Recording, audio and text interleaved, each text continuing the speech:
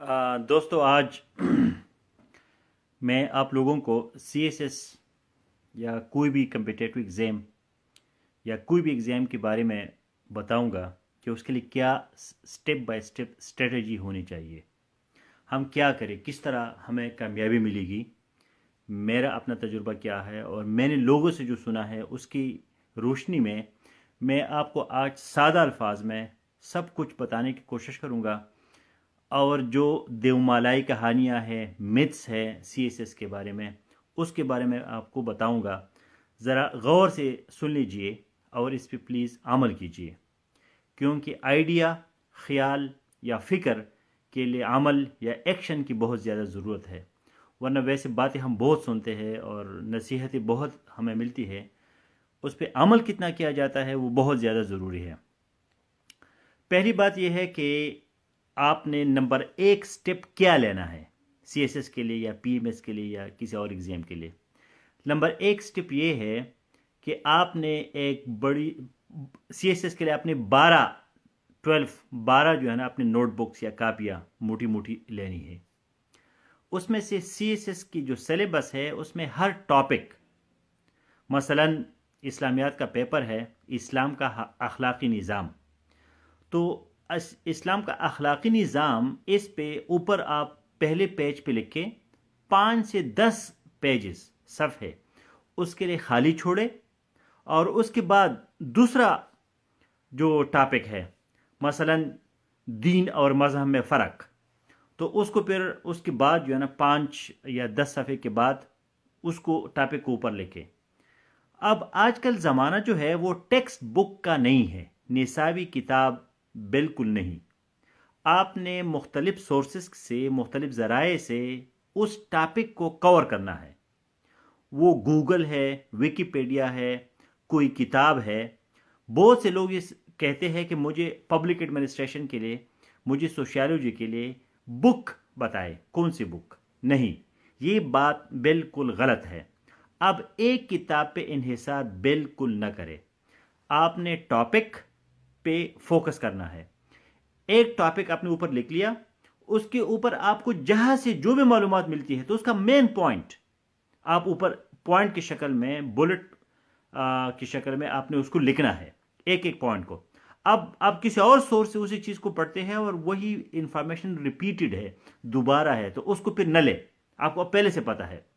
और यही नोट्स आप पेपर की जो रात है उसको फिर आपने पढ़ने हैं। आपके पास नोटबुक होनी चाहिए, किताब नहीं, आपके अपने नोट्स होने चाहिए। अच्छा, ये जो नोट्स है कि मुझे इंटरनेशनल रिलेशंस के नोट्स दे दे, और लोग जो है ना इधर उधर पीडीएफ से नोट्स निकाल के उनको दे देते हैं, उसमें से जो है ना बेसिक चीज़ें, वो गलत है। आपने किसी और के नोट्स पढ़ने हैं, लेकिन एज ए सोर्स अपने नोट्स बनाने के लिए आपने जो एक टॉपिक बनाया है उस टॉपिक को कवर करने के लिए आपको अगर किसी नोट्स में से, किसी किताब में से, जहां से भी आपको नई इंफॉर्मेशन मिले, उसी को आपने अपने नोट्स में डालना है और अपने 5 या 10 सफ़े भरने हैं।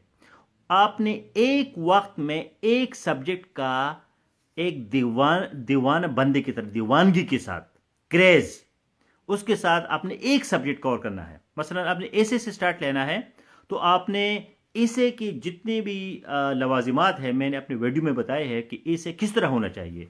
उसके लिए फिर exploring the world of English या किसी भी सोर्स से, गूगल से, आपने इसे के लिए बताने कि इसे है क्या चीज़, और फिर 5 या 10 साल के जो उसके है पेपर्स है, उसमें से आपने एक एक पेपर की जो इसे से उसके बारे में अपनी इंफॉर्मेशन भी इकट्ठी करनी है और आपने इसे के लिए भी टॉपिक बनाने हैं।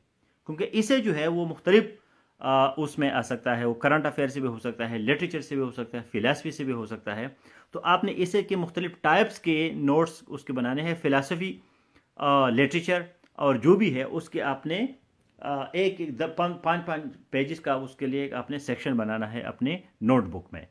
तो आपने इसे को कवर करें, उसके बाद आपने प्रेसी कंपोजिशन, उसके बाद फिर आप current affairs, Pakistan affairs, Islamic studies और जनरल साइंस एंड एबिलिटी। तो आपने एक एक पेपर को कवर करना है। उसके बाद फिर आपने ऑप्शनल सब्जेक्ट पे आना है, या आप एक कंपलसरी और एक ऑप्शनल, उन दोनों में से, मतलब जब आप बोर हो जाते हैं एक सब्जेक्ट से, तो उसको साइड पे, बुक्स को साइड पे रख के आप नेक्स्ट बुक्स को ले आए, जितने भी आपके पास सोर्सेज हैं उसको ले आए, एक एक टॉपिक को अपना कवर करें। तो ये बड़ा ज़रूरी है कि टेक्स्ट बुक के पीछे मत जाए। अगर आपने टॉप के 200 लोगों में आना है तो आपने ये काम करना है, आपने एक बुक नहीं पढ़नी, वरना फिर आपको अंडरस्टैंडिंग नहीं होगी उस टॉपिक की। तो आप मतलब आप टॉप 200 में बेशक आप पेपर पास भी करेंगे, लेकिन आपको एलोकेशन जो है वो पोस्ट आपको नहीं मिलेगा जो भी आप चाहते हैं। अच्छा, इसके बाद जो है ना, आपने स्ट्रेटजी क्या बनानी है कि आपने देखना है कि भाई मैंने जो सोर्सेज से एक एक टॉपिक को कवर किया है तो उसका कोई एस्पेक्ट, कोई पहलू रह तो नहीं गया। जब आप मुकम्मल तौर पर मुतमईन हो जाते हैं कि मैंने वो तमाम एस्पेक्ट्स, इसके तमाम पहलू मैंने कवर कर दिए, तो आपने फिर आगे जाना है नेक्स्ट टॉपिक के लिए।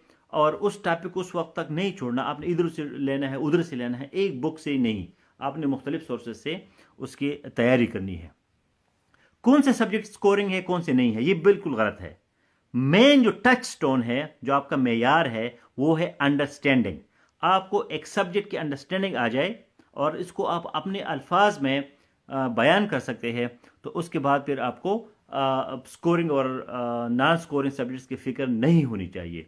कोई भी सब्जेक्ट जो है वो स्कोरिंग और अनस्कोरिंग नहीं होता, वो आपका इंटरेस्ट, एप्टीट्यूड, अंडरस्टैंडिंग, आप किस हद तक उस सब्जेक्ट को कंट्रोल, काबू में लाते हैं, और फिर आप आज़ाद होके उस सब्जेक्ट को अपने लिहाज से, अपने वर्ड्स में, अपने अल्फाज में किस तरह उसको बयान कर सकते हैं। तो ये एक मिथ है, ये एक गलत बात है कि फ़लान सब्जेक्ट जो है वो स्कोरिंग है, फ़लान सब्जेक्ट जो है स्कोरिंग नहीं है।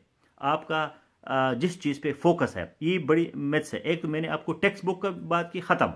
नंबर 2 जो है, आपने स्कोरिंग और नॉन स्कोरिंग सब्जेक्ट्स के पीछे नहीं पढ़ना।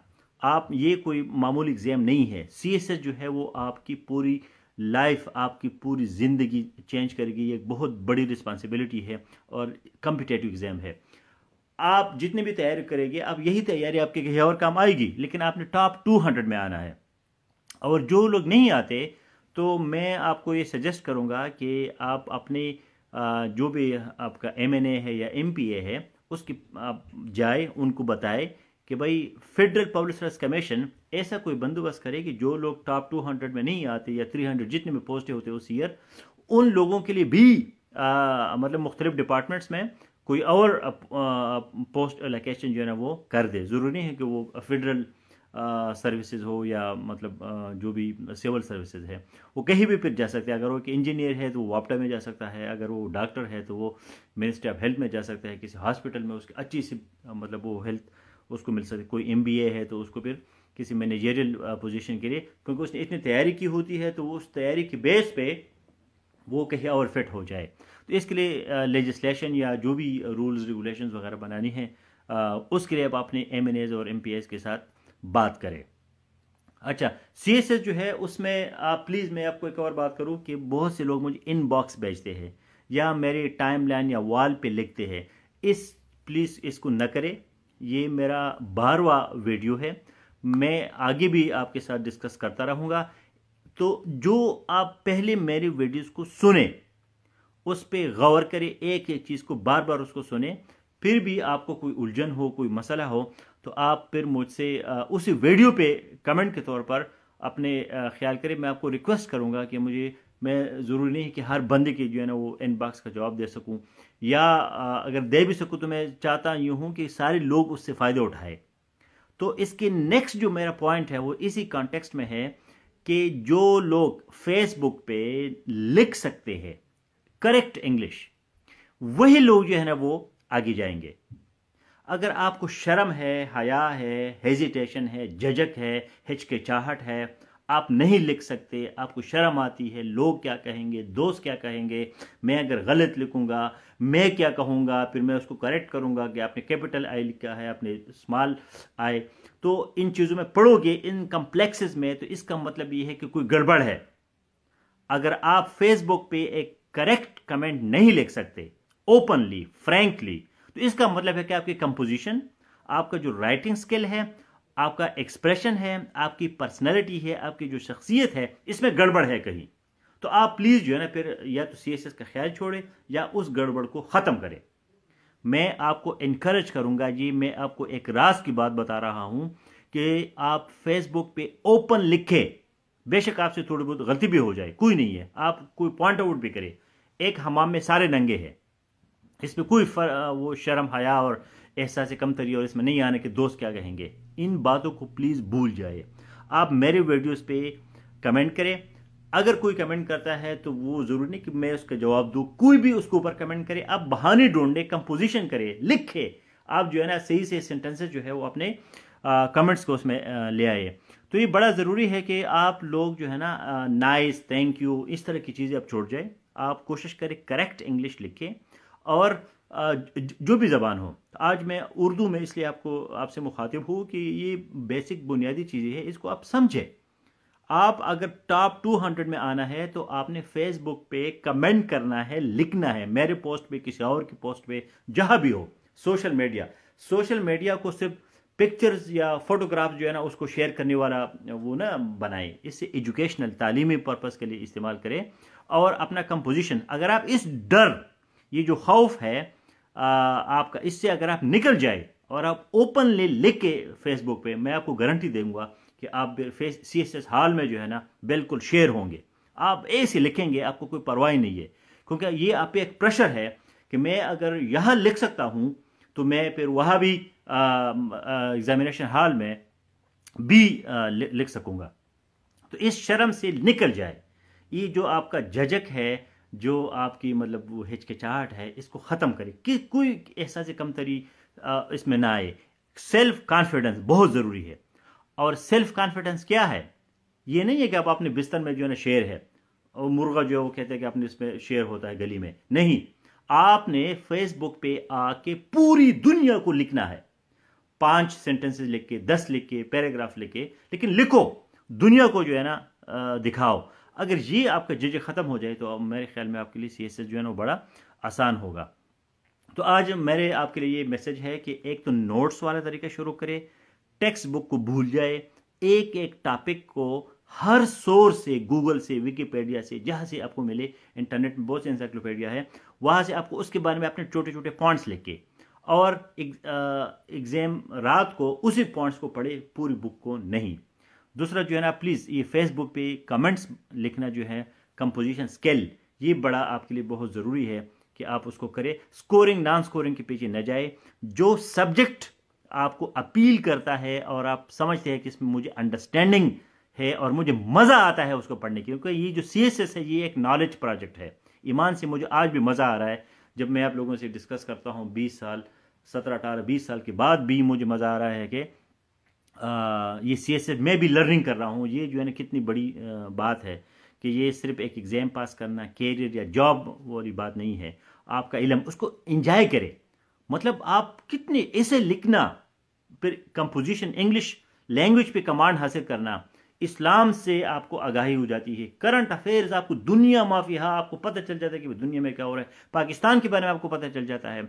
आपको बेसिक साइंस, हर बंदे के ये ज़रूरी, मतलब उसकी एक ड्यूटी है कि वो साइंस को समझे। मतलब मैं बार बार कहता हूँ कि जो इल्म है या जो हकीकत है उसके 4 सोर्सेज है: साइंस, फ़लसफ़ा, इंट्यूशन, विजदान या तसव्वुफ, मिस्टिसिज्म, और मज़हब। तो इन 4 चीज़ों पे आपको कंट्रोल आ जाता है और आप फिर ऑप्शनल सब्जेक्ट्स में ये 2-3 MAs या मास्टर डिग्री जो है ना आप कर लेते हैं CSS की तैयारी में। तो ये जो नॉलेज है, डेटा है, इंफॉर्मेशन है, अंडरस्टैंडिंग है, ये आपकी रायगा नहीं जाएगी, आपको कहीं और इसका बड़ा ज़रूर होगा। तो इसको एंजॉय करें, इसको पढ़े, इसको मतलब एक और जॉब, अगर आपका कोई जॉब है तो उसको छोड़े मत। लेकिन अगर आपका कोई जॉब नहीं है तो आप बिल्कुल सिर्फ नींद, खाना, सेहत, एक्सरसाइज थोड़ी बहुत, और डेडिकेट हो जाए।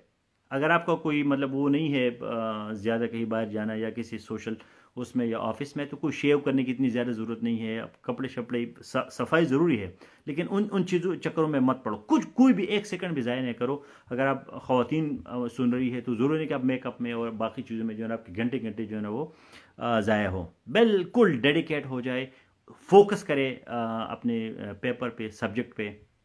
और जहाँ भी आपको कोई मसला हो तो प्लीज़ मेरे वीडियोस पे कमेंट करें, इनबॉक्स या मेरे वॉल पे लिखना और ये वो इस तरह की चीज़ नहीं। मैं आप लोगों को सीरियस रिस्पॉन्सिबल देखना चाहता हूँ। मेरा टारगेट ये है कि 2019 में कम से कम टॉप 200 कैंडिडेट जो है वो यहाँ से तैयार हो जाए। और फिर आप जितने भी बाकी CSPs हैं, मुझे खुद ही एहसास हो गया कि मैंने CSS किया है, तो मैं क्यों ना लोगों को बता दूं। तो आपके जितने भी बाकी दोस्त हैं उनकी भी जाए, उनसे एडवाइसेस ले ले, उनको भी कहे कि फेसबुक पे आ जाए। अगर वो खुद नहीं करना चाहते तो जो हम ये एफर्ट कर रहे हैं हमारे साथ दे दे और अपने टिप्स और अपने मशवरे जो है ना वो आपको बताए। मेरा जो आज अभी आखिरी टिप है वो ये है कि टाइम मैनेजमेंट, कि आप 100% टाइम जो है वो CSS के लिए दे दें। आपको जॉब करनी है तो जॉब ज़रूरी है, क्योंकि जॉब आपको कॉन्फिडेंस देता है। आप डू एंड डाई नहीं होता, CSS नहीं होता तो मैं तो मर जाऊंगा, मैं कहाँ जाऊंगा, मैं तो कहीं का नहीं रहूँगा या नहीं रहूँगी। तो वो जो चीज़ है, मैं आपको बताया था कि मैं असिस्टेंट कमिश्नर था जब मैं अपनी CSS के लिए जा रहा था, और फिर फॉरेन सर्विस मेरा टॉप की चॉइस। तो उस वक्त मुझे कॉन्फिडेंस था, मैं इंटरव्यू में और एग्जामिनेशन हॉल में शेर था, मुझे कोई वो नहीं था कि मैं नहीं होगा तो मैं कहा, मैं ऑलरेडी एक अच्छी पोस्ट पे था।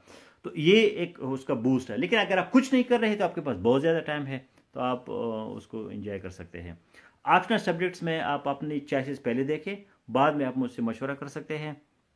और CSS जो है वो एक नॉलेज प्रोजेक्ट है, एम्बिशन है, आप इसमें बहुत कुछ सीखेंगे और आपकी पूरी ज़िंदगी जो है ना फिर काम आएगा। तो प्लीज़ मेरा आखिरी आपको दोबारा यही दरख्वास्त है कि आप कमेंट जो है वो लिखा करें, नाइस, थैंक यू वगैरह इनबॉक्स वगैरह के चक्कर में न पड़े। अगर एक जो कमेंट है ये आपका कंपोजिशन स्किल है, ये आपका प्रैक्टिस है, इससे फ़ायदा उठाए, लिखे। अगर आप नहीं लिख सकते तो फिर कोई गड़बड़ है, कोई बीमारी है, कोई कम्प्लेक्स है। और वो कम्प्लेक्स जो है ना प्लीज़ उसको ख़त्म करें। और उसका ख़त्म करना ये है कि आप आ जाए और अपने डिटेल से इंग्लिश में लिखना शुरू करें। बहुत शुक्रिया।